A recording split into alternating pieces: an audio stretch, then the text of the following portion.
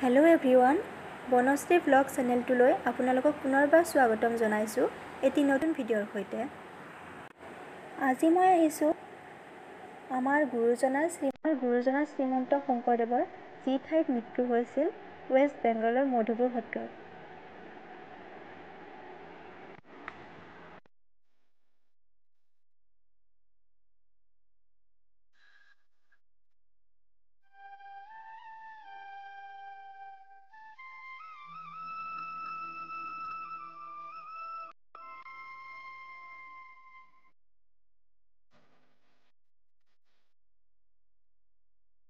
এইটোৱে যিটো কোৱা, ইয়াত শংকৰদেৱে গা ধুইছিল বুলি জনা যায়।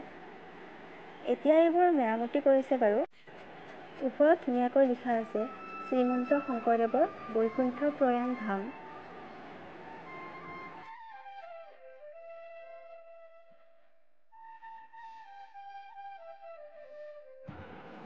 ভিতৰত চাকি দিব নিদিয়ে, ইয়াতে ব্যৱস্থা কৰি দিয়া হৈছে আৰু এয়া আমাক প্ৰসাদ দিলে তাৰ পৰাই। ৰাতিপুৱা সময়, সেইটো কাৰণে ইমান মানুহ নাই। এইটোৱে হৈছে শংকৰদেৱৰ ঘৰ, য'ত শংকৰদেৱৰ প্ৰয়াণ হৈছিল। আগতে খেৰৰ আছিল, এতিয়া গোটেইখিনিয়ে পকী হৈছে। এইটো ভিতৰৰ মণিকোট। আৰু এই গছি চাকি দেখিছেনে? এই গছি চাকি শংকৰদেৱে নিজ হাতেৰে জ্বলাই থৈ যোৱা।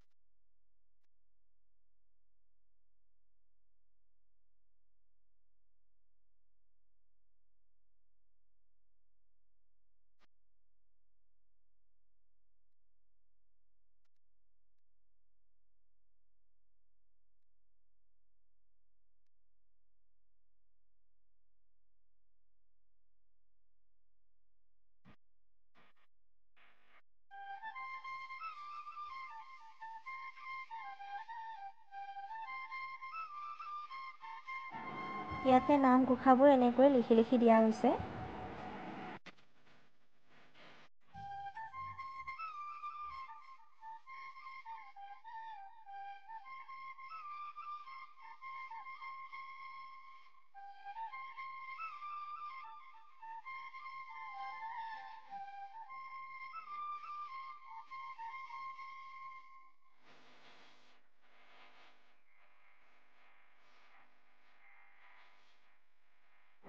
জানিব পৰা মতে শ্ৰীমন্ত শংকৰদেৱে ভাৰতবৰ্ষৰ বিভিন্ন তীৰ্থ ভ্ৰমণসমূহ ভক্তসকলৰ লগত লৈ ভ্ৰমণ কৰিছিল। জগন্নাথ, কাশী, বৃন্দাবন, মথুৰা আদি ঠাইত সেই তীৰ্থক্ষেত্ৰসমূহ ভ্ৰমণ কৰি ইয়াতে জিৰণি লৈছিল।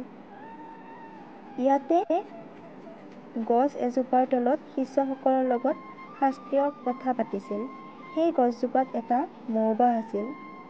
কথা পাতি থকা সময়তে সেই মৌৰস শংকৰদেৱৰ গাত পৰিছিল।